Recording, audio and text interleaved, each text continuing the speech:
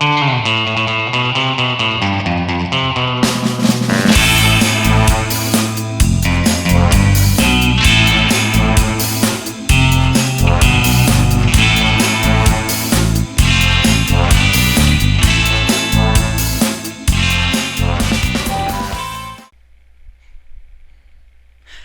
this is Sanemon with another cartoon review. Today we'll be discussing Thundercats. No, not the 1980s cartoon. The 2011 reboot, colloquially called Thundercats 2011, which I guess makes sense because the two series shared the exact same name. Thundercats is an American-Japanese animated television series developed by Warner Bros. Animation and animated by Studio 4 Degrees C. This gives the animation a distinct style, a sort of hybrid Japanese style with a more or less Western take on facial features. The show first aired one season during 2011 and currently rerunning on Adult Swim's Toonami block along with Symbionic Titan, which you can check out my review for on my YouTube channel. This show is a fair bit more sinister and quite a bit more modernized than the 1980s show, showing a bit of an attempt at a more complex and sophisticated theme. The series centers around a group of anthropomorphic cat-like people. The plot focuses on the conflict between Moon-Ra, who is allied with a group of lizard people armed with powerful technology.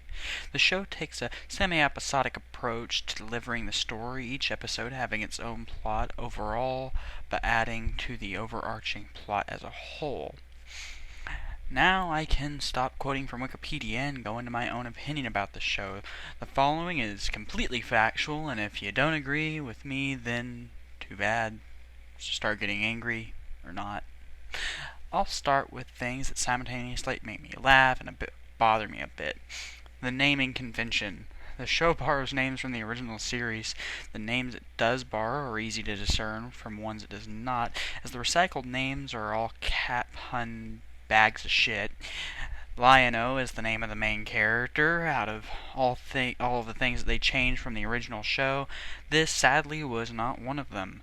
Chitara, Tigra, and Panthro make up a list of other names used in this show. It's not like the character names hurt the show that much, but it's hardly a point in their favor.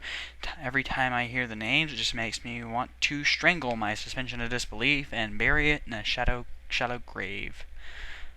I mentioned earlier that the show attempted to be more socially conscious and hold those social conjectures as a set of themes. Well, the show broached death and life and complex themes, especially for a younger audience, and they are completely unclear. I remember in one episode, they run headlong into what is most certainly going to be sure death for honor, or to live their lives to the fullest. I don't know if you could see me doing the air quotes there. No, you can't, but anyway.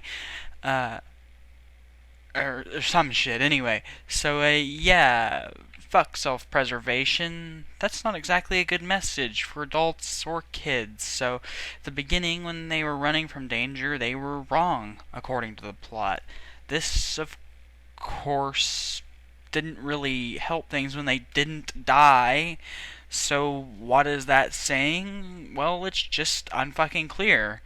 As far as the writing is concerned, well, it's hard to tell if it's a bit generic and cliche, or if it just gets that way by saying a name in the show. And all in all, the writing is, in the first few episodes at least, make you feel like you're part of this epic. Drifter.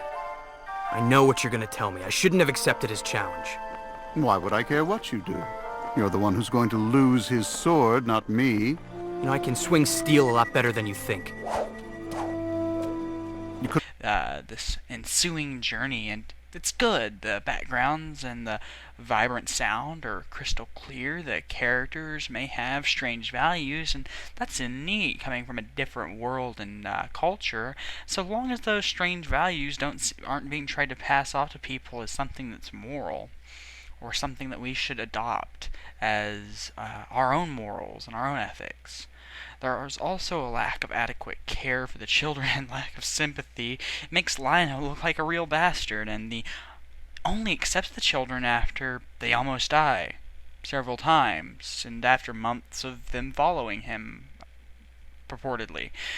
But it seems to come together in something that I enjoyed a lot more than I thought I would. In fact, the art is fantastic, the voices are well cast, the writing is decent, if not a bit fantasy generic, and it does genuinely try to develop the characters. All in all, I actually feel like they would have done a better job had they not tried to reboot the Thundercats series and just went in a completely different direction, using a completely different universe and not trying to build on something that already wasn't that good. So they were sort of limiting themselves by developing a show based on something that was pre-existing and trying to make it something different. Had they been developing the show all on their own, from the ground up, with no back universe, I think they would have come to something even better. Not that this was bad. And, overall, I think that there are much worse shows that continue to be on air, and much better shows have been canceled before it. Though it is a bit sad that this is unlikely to make a reappearance. If you're one for nostalgia or you just seem interested, I'd give it a look, but it doesn't seem like it's for if it doesn't seem like it's for you up front, then it's probably not something you're going to be wrong about. If you enjoyed the video, feel free to like, comment, and subscribe. If you want to suggest a show for future reviews, post in the comments below or send me a private message on YouTube. Thanks for watching. We'll bring back enough riches for all of us.